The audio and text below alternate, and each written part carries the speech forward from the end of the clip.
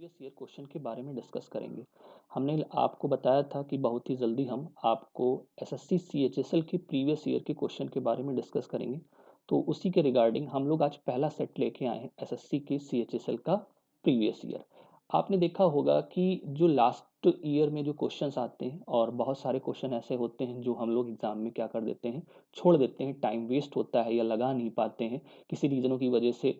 तो उन ऐसे क्वेश्चनों के बारे में डिस्कस करेंगे जिनमें ज़्यादा टाइम लगता है और टाइम को कैसे सेव करना है। ठीक है, तो देखते हैं कि हमारा पहला क्वेश्चन क्या है। जैसा कि आप देख रहे हो कि एक क्वेश्चन आपका स्क्रीन पर दिया गया है, लिखा है calculate the value of x, मतलब आपको इसमें एक्स की क्या करनी है, वैल्यू निकालनी। अब क्वेश्चंस लगाते समय हमेशा ध्यान रखिएगा कि क्वेश्चन देखते ही आपको समझ में आ जाना चाहिए कि हमसे ये लगेगा कि नहीं लगेगा। अगर लगता है तो क्वेश्चंस को आप लगाएं, क्योंकि एक सिंपल फीलिंग आ जाती है कि क्वेश्चन हमसे लग जाएगा, तभी आप उस क्वेश्चन को हैंडल करें, अदरवाइज स्किप करके आगे बढ़ जाएं। तो आप क्वेश्चन को एक बार ऑब्जर्व जरूर करें। तो पहला क्वेश्चन जैसे दिया गया, इसमें आपको एक्स की क्या करनी है, वैल्यू निकालनी। अब देखिए लिखा है under root 1 minus x upon 289 upon 15/17। तो सबसे पहली चीज एक्स की वैल्यू निकालनी। तो अगर हम मैं दोनों साइड में स्क्वायर कर दूं तो 1 माइनस एक्स अपॉन 289 तो ऐसे ही रहेगा। स्क्वायर करेंगे तो सिंपल सा चीज अंडर रूट खत्म हो जाएगा, लेकिन यहाँ पर स्क्वायर हो जाएगा तो 15 का स्क्वायर करेंगे तो ये 15 का स्क्वायर आपका कितना हो जाएगा, 225। और ये 17 का स्क्वायर कितना हो जाएगा, 289। जब आप एलसीएम लोगे तो ये 89, ये 289 से क्या हो जाएगा, कैंसिल। तो ये आपका 289 माइनस एक्स हो जाएगा और ये आपका 225 ऐसे बचेगा। अब नॉर्मली एक्स को इधर ट्रांसफर करोगे, 225 इधर ट्रांसफर होगा, तो आपको x की वैल्यू मिलेगी। 9 में से 5 जाएगा 4, 8 में से 2 जाएगा 6। तो आप देख रहे हैं कि x की वैल्यू क्या आ रही, 64। और ऑप्शन में देखिए ये हमारे पास 64 है। तो पहला क्वेश्चन जब आप सॉल्व करोगे तो x की वैल्यू क्या निकल के आई, 64। ओके, चलिए अगला क्वेश्चन देखते हैं क्या है। जैसे लिखा है find the unit place digit in the given expression. आपको इसमें यूनिट प्लेस निकालना है। मे बी आप लोग प्रिपरेशंस करते होंगे तो कुछ कॉन्सेप्ट होते हैं, अगर आपको नहीं पता है तो प्लीज़ कमेंट बॉक्स में आप हमें लिख दीजिएगा कि आप हमें यूनिट डिजिट का टॉपिक सर आप पढ़ा दें। तो ऑफकोर्स मैं आपको यूनिट डिजिट का टॉपिक बता दूंगा। अब इसमें कह रहा है कि यूनिट प्लेस बताइए। तो जिन लोगों ने पढ़ रखा है उनको पता होगा, अगर यूनिट प्लेस पर 2, 3, 7, 8 आता है तो ये क्या होते हैं, साइक्लिक होते हैं। अगर यूनिट प्लेस पर क्या आता है, 2 है, 3 है, 7 है और 8 अगर आता है तो ये क्या होता है, साइक्लिक होता है। तो अगर साइक्लिक है तो पावर को क्या करते हैं, 4 से डिवाइड करते हैं। तो यहाँ पर ये पावर 4 से जब डिवाइड करोगे तो 14 को 4 से डिवाइड करोगे, 4 3 12, बचेगा कितना, 2। और 2 और 4 कितना हो जाएगा, 24। मतलब ये कंप्लीट 4 से डिविजिबल है। तो 3 की पावर 4, मतलब इसका यूनिट प्लेस क्या आ जाएगा, 1 आएगा। आपको पता है कि साइक्लिक, मैं पूरा एक्सप्रेशन आपको बता दूंगा, लेकिन आपने पहले इससे पढ़ा होगा तभी समझ में आएगा, क्योंकि ये आपका एक मॉडल पेपर फॉर्म है जो प्रीवियस ईयर का है, इसलिए सारे कॉन्सेप्ट आपको पता होने चाहिए। अगर यहाँ यूनिट प्लेस पर 3 दिया गया है, क्या दिया गया है, 3, तो इसकी पावर को क्या करोगे, 4 से, पावर को 4 से डिवाइड करोगे तो रिमाइंडर क्या आ रहा है, 0। रिमाइंडर क्या आ रहा है, 0। अगर रिमाइंडर आपका 0 आ रहा है तो सिंपल सा चीज, यूनिट प्लेस पे जो वैल्यू होगी उसी की पावर उतनी रहती। तो यहाँ पर 3 की पावर क्या होगी, 4, मतलब 81, मतलब यूनिट प्लेस पर 1 रहेगा। अब रही बात 0 1 5 6 पे, एज इट इज होता है। अगर 5 है तो यूनिट प्लेस 5 ही रहेगा, 1 है तो 1 ही रहेगा और 6 है तो 6 ही रहेगा। तो आप अगर देखो इन दोनों का सम करोगे तो ये 6 हो जाएगा और ये 6 से क्या हो जाएगा, कैंसिल हो जाएगा। तो यूनिट प्लेस पर आपका यूनिट डिजिट कितना आ जाएगा, 1। इसके रिगार्डिंग आपका आंसर क्या हो जाएगा, 1 हो जाएगा। प्लीज अगर आपको ये क्वेश्चन ना समझ में आया तो कमेंट बॉक्स में हमें जरूर बताएंगे कि सर हमें यूनिट डिजिट का टॉपिक पढ़ा दें। ऑफ कोर्स 1 नंबर का क्वेश्चन आता है, बहुत ही आसान होता है और आप लगाएंगे तो लग जाएगा। नेक्स्ट क्वेश्चन दिया है, ठीक है, इफ एस प्लस 1/s की वैल्यू 4 दी गई है। तो वेरी सिंपल क्वेश्चन है, इसमें तो कुछ करना ही नहीं। आपको पता है a प्लस बी के होल स्क्वायर की आइडेंटिटी क्या होती है, A square plus B square plus 2ab होती है। तो इसको दोनों साइड में स्क्वायर कर दीजिए तो ये एस स्क्वायर हो जाएगा प्लस 1/s स्क्वायर हो जाएगा प्लस 2 और इक्वल टू क्या हो जाएगा, 16। इस 2 को उधर ट्रांसफर कर दोगे तो ये आपका क्या हो गया, 14। इसलिए डायरेक्ट इसका आंसर क्या हो जाएगा आपका 14। ऐसे ही एग्जाम में ये क्वेश्चन आते हैं, बहुत ही आसान होते हैं, इसलिए ज़्यादा से ज़्यादा क्वेश्चनों की आप प्रैक्टिस करो। मैंने फर्स्ट एंड लास्ट पॉइंट हमेशा बोलता हूँ कि मैथ्स एक ऐसा पार्ट है जहाँ पर आपको प्रैक्टिस करने की क्या है, ज़रूरत है। ओके, चलिए अगला क्वेश्चन देखते हैं क्या है। एक है if x by y equal to 1/3 दिया गया है। क्या दिया गया है? 1/3। तो आपको जो वैल्यू निकालनी वो किसकी निकालनी, 3y² अपॉन प्लस 3x² इस टू, इसकी वैल्यू निकालनी है। अगर आपको क्वेश्चन में दिया गया है कि x बाई वाई की वैल्यू कितनी है, 1/3 है। ओके, अब निकालना आपको किसका है, 3y²। तो एक सिंपल सा काम करते हैं, मैं पहले से 3y² ही कॉमन ले लूँ। क्या ले लूँ, 3y² कॉमन ले लूँ, तो ये 1 बचेगा प्लस 3। अगर y कॉमन लिया है स्क्वायर में तो 3 तो कॉमन हो गया, तो ये x बाई वाई का क्या हो जाएगा, होल स्क्वायर हो जाएगा। मतलब पहले स्टेप में आप इसको इस तरीके से लिख दीजिए। देखिए समझा रहे हैं तो इसलिए थोड़ा सा एक्सप्रेशन वर्ड ज़्यादा रहेंगे। अब नीचे वाले से आप 2y² कॉमन ले लो। अगर 2y² कॉमन लिया तो यहाँ पर तो बचेगा आपका 1 प्लस ये फिर 4 और ये हो जाएगा x बाई वाई का क्या हो जाएगा, होल स्क्वायर हो जाएगा। ये y² से y² कैंसिल हो जाएगा, ये आपका 3 बचेगा। Okay, 1 plus x by y की वैल्यू आपके पास है 1/3, मतलब ये हो गया 1/9 हो गया।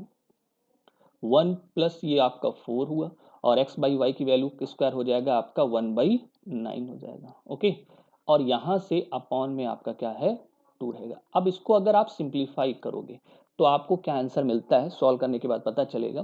देखिए यहाँ से हमने क्या किया, इसको ऐसे लिखा 3/2, तो ये 3/2 ऐसे रहा। एलसीएम जब आप लोगे तो 9 1 9 प्लस 1 क्या हो जाएगा, ये 10/9 हो जाएगा। और उसके बाद जब एलसीएम लोगे, इसको सॉल्व करोगे तो 9 ऊपर चला जाएगा। क्या हो जाएगा, 9 ऊपर जाएगा और 9 और 4 कितना हो जाएगा, 13 हो जाएगा। क्योंकि यहाँ से आपने 2 कॉमन लिया था तो ये 4 हो गया था। तो इसको अगर आप सॉल्व करोगे तो सॉल्व करने पर जो वैल्यूज आपकी निकल के आ जाएगी, तो ये 9 इधर 9 4 कितना हो जाएगा, 13 हो जाएगा। ठीक, ये 9 से 9 आपका क्या हो जाएगा, कैंसिल हो जाएगा। कैलकुलेशन को एक बार क्रॉस चेक कर लेते हैं। ये 3y² इसमें से हमने कॉमन लिया तो 1 प्लस x बाई वाई का क्या हो गया, होल स्क्वायर। ओके, यहाँ से हमने 2 कॉमन लिया तो यहाँ पर क्या हो जाएगा, 1 प्लस 4 और x बाई वाई का होल स्क्वायर। ओके, 1/3, 3/2 हमने यहाँ लिखा, ये 1 हो गया और x बाई वाई की वैल्यू 1/9 हो गई। ये 1 प्लस 4, ये x बाई वाई की वैल्यू कितनी हो गई, ये हो गई। अब अगर आप इसको सिंप्लीफाई करेंगे तो आपके पास वैल्यू निकल के आएगी। अब देखिए थोड़ी सी मिस्टेक यहाँ पर ही हो गई, ये सिंबल आपका माइनस का यहाँ पर दिया गया है। ठीक है, तो सिंबल यहाँ पे गलत है, ये माइनस है। इस वजह से अगर ये माइनस है तो 9 में से 4 जाएगा तो कितना आ जाएगा, कितना हो जाएगा, ये 5 आ जाएगा। यहाँ पर कितना आ जाएगा आपके पास, 5। ओके, सॉरी मिस्टेक हो गई, कैलकुलेशन में थोड़ा सा प्रॉब्लम हुई। 5 से कैंसिल कर देंगे, यहाँ 2 आ जाएगा। इस 2 से कैंसिल कर दोगे, ये 1 आ जाएगा। तो आपका आंसर क्या आ जाएगा, 3:1 आ जाएगा। क्या आ जाएगा, 3:1, जो कि ऑप्शन थर्ड आपका क्या है, सही है। ठीक है, इस क्वेश्चन को दोबारा देखिएगा। क्वेश्चंस में थोड़ा सा यहाँ पर माइनर मिस्टेक हुई थी, यहाँ पर माइनस दिया था, मैंने यहाँ पर प्लस लिख दिया था। कैलकुलेशन करेंगे, ऑफ कोर्स आपको समझ में आ जाएगा, जो कि करेक्ट आंसर इसका क्या है, 3:1 है। चलिए अगला क्वेश्चन देखते हैं क्या है।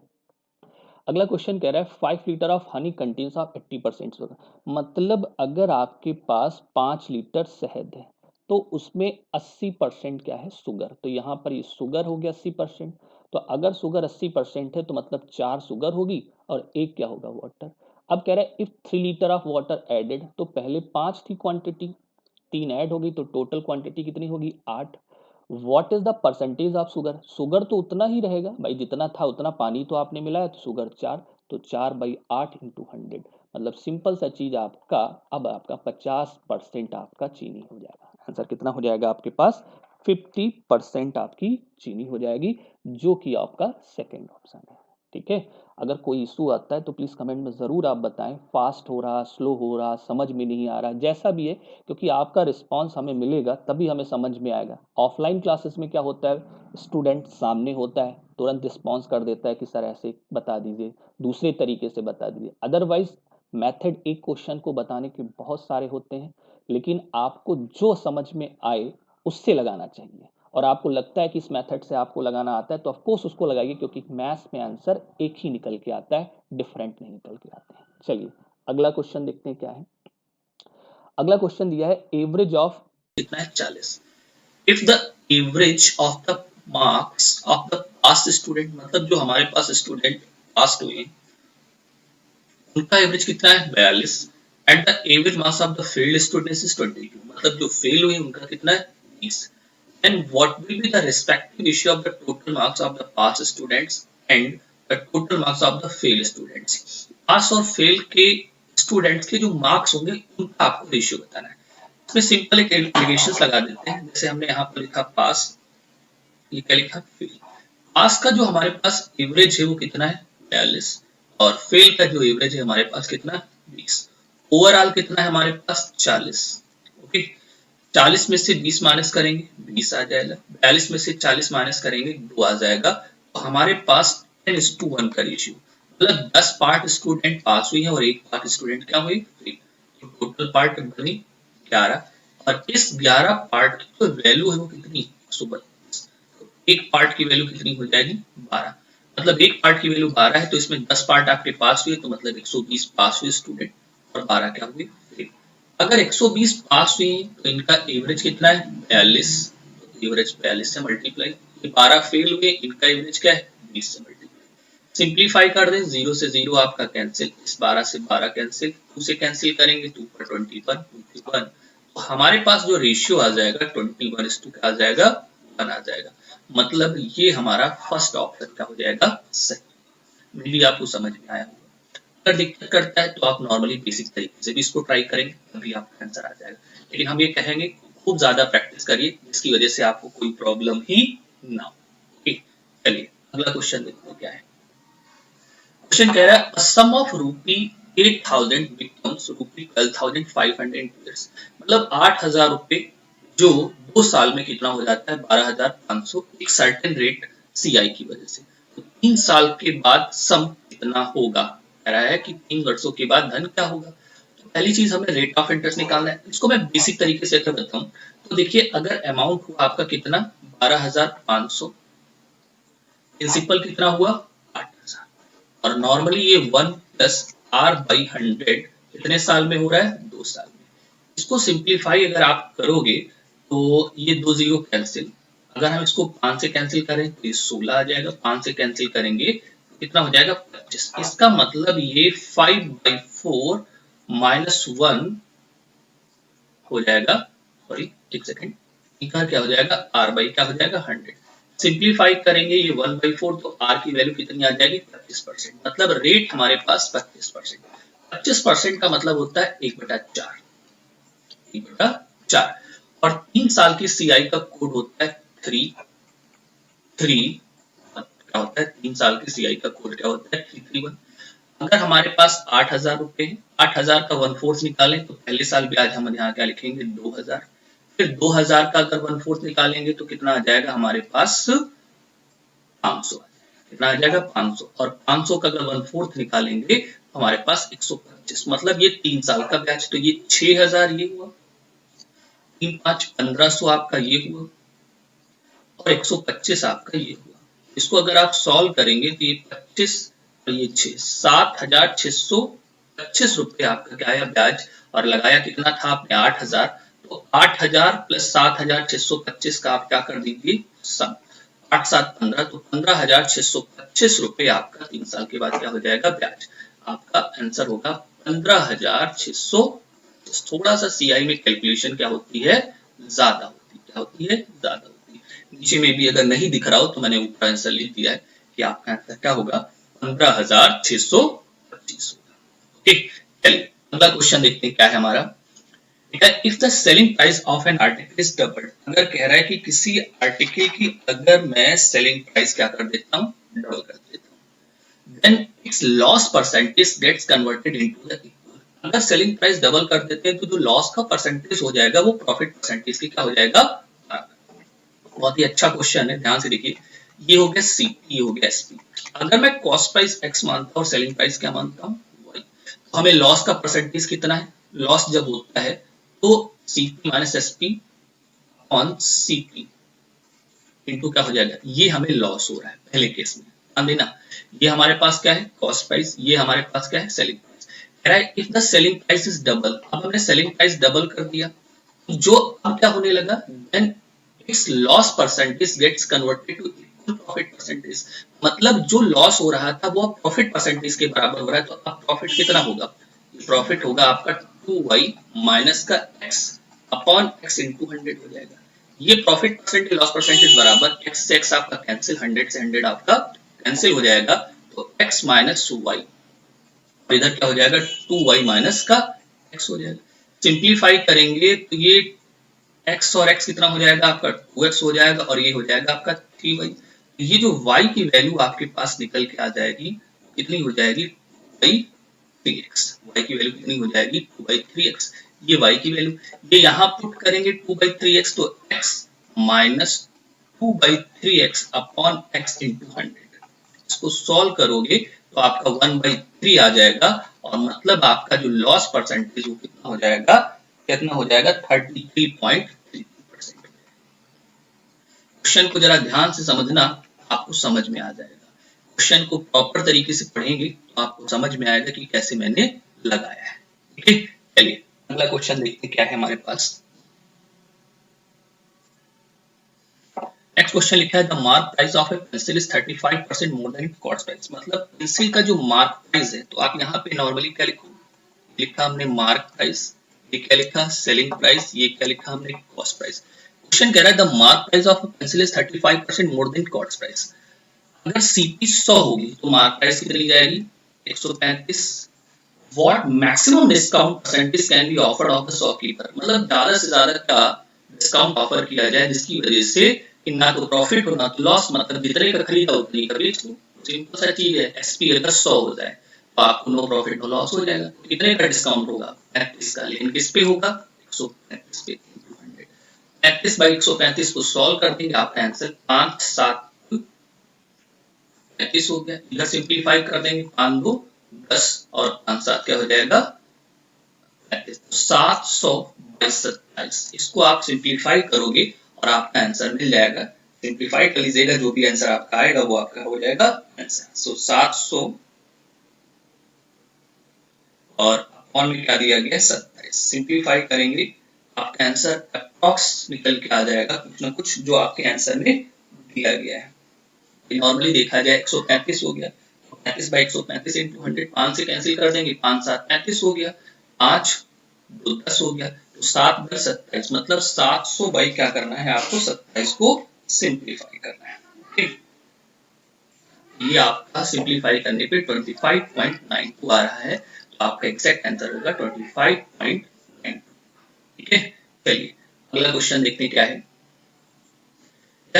Very simple question, if 8 men can do a piece work, मतलब 8 आदमी किसी काम को कितने दिन में करते हैं 14 दिन में काम करते हैं, then in how much time 7 men कितने दिन में करेंगे x कौन काम करते हैं। ये कैंसिल हो गया, इससे 7 दूनी 14, मतलब कितना हो जाएगा 16 दिन। कभी कभी पेपर में ऐसा भी क्वेश्चन दिख जाता है जो आपको देख के तुरंत बता देंगे कि आंसर क्या आएगा, इसकी वजह से इसका आंसर क्या हो जाएगा 16 हो जाएगा। भी आपको समझ में आया होगा कि इसका आंसर 16 कैसे आया। चलिए अगला क्वेश्चन देखते क्या है। Two buses are moving toward each other with the speed of 20 kilometre per hour, मतलब एक बस यहाँ से चल रही है और एक बस यहाँ से, इसकी स्पीड कितनी है 20 किलोमीटर प्रति घंटा, और इसकी स्पीड कितनी है 34 किलोमीटर प्रति घंटा, कितनी है 34 किलोमीटर पर आवर। ये अगर ये 20 किलोमीटर प्रति घंटा जाती है 34 kilometre, what will be the distance in meter in two buses 1 second before the collides, मतलब टकराने से पहले 1 सेकंड पहले उनके बीच की कितने मीटर की डिस्टेंस होगी। देखिए दोनों के डायरेक्शन कैसे हैं, अपोजिट, क्या है अपोजिट। अगर अपोजिट डायरेक्शन आपके पास दिए गए हैं तो दोनों की स्पीड क्या हो जाएगी प्लस, मतलब 1 घंटे में कितना जाती है 64 किलोमीटर।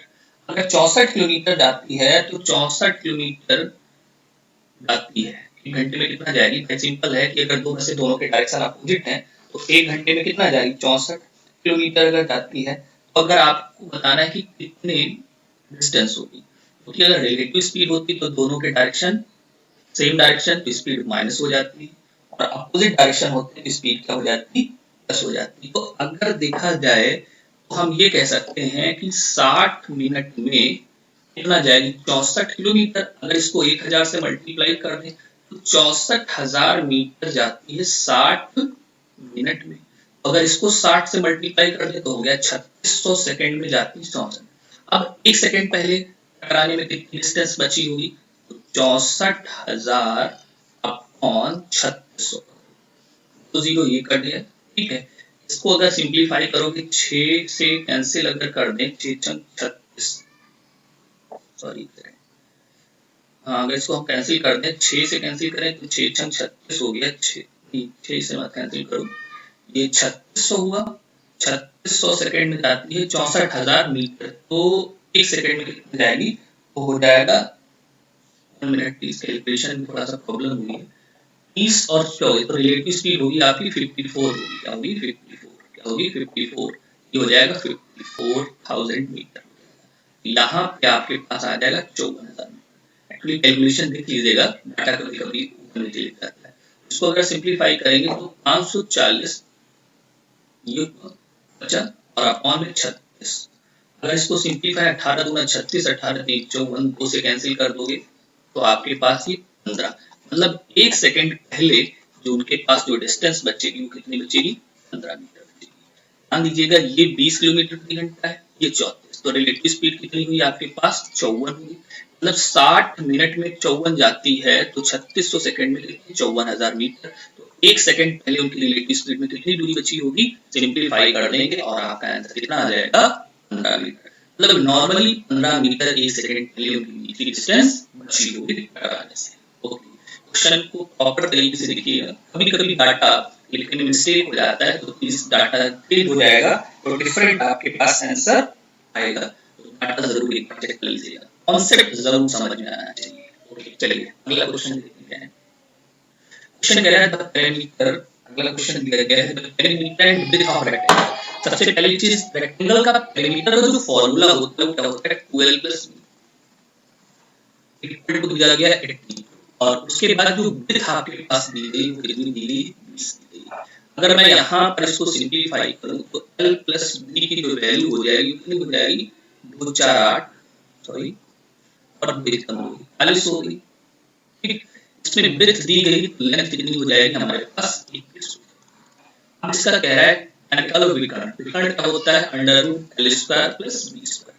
फास्ट लग रहा होगा इस मॉडल पेपर है, कॉन्सेप्ट आपको समझ में आना चाहिए। लेंथ 441, विड्थ 400, दोनों को सिंप्लीफाई करेंगे 881 हो जाएगा, और अगर सॉरी दोनों को सिंप्लीफाई करेंगे 841 हो जाएगा। कितना हो जाएगा 841, 841 का स्क्वायर होता है इसलिए सिंपल है, आपका आंसर कितना हो जाएगा 29 हो जाएगा। विकर्ण की लंबाई कितनी हो जाएगी 29। ओके, चलिए अगला क्वेश्चन देखते हैं क्या है। Find the circumference of a circle of radius 7 centimetre. मतलब आपको क्या निकालना है, सर्कमफ्रेंस निकालना है। सर्कमफ्रेंस का फॉर्मूला होता है 2 पाई r, ये 2 हो गया, पाई की वैल्यू होती है 22/7, रेडियस हमारे पास ऑलरेडी 7 दी गई, इसे कैंसिल तो सर्कमफ्रेंस कितना हो जाएगा 44 सेंटीमीटर। अब आप लोगों से एक रिक्वेस्ट है कि मैंने कुछ क्वेश्चंस आपके कराए, अगर आपको समझ में आ रहा है तो प्लीज हमें जरूर रिप्लाई करें, क्योंकि अगर आपको समझ में आएगा तो हम CHSL के एग्जाम जब तक आपका होगा तब तक आपको memory base and model papers and previous year आपको देते रहेंगे, जैसे आपकी प्रैक्टिस होती है, ठीक है। तब तक के लिए आप इतने क्वेश्चनों को आप लगाएं और समझें, और जो क्वेश्चन नहीं समझ में आ रहा है प्लीज कमेंट बॉक्स में बताएं। मैं प्रयास करूंगा कि उन क्वेश्चनों की वीडियो आपको अलग से बना के दूंगा, ठीक है। तब तक के लिए थैंक यू, धन्यवाद।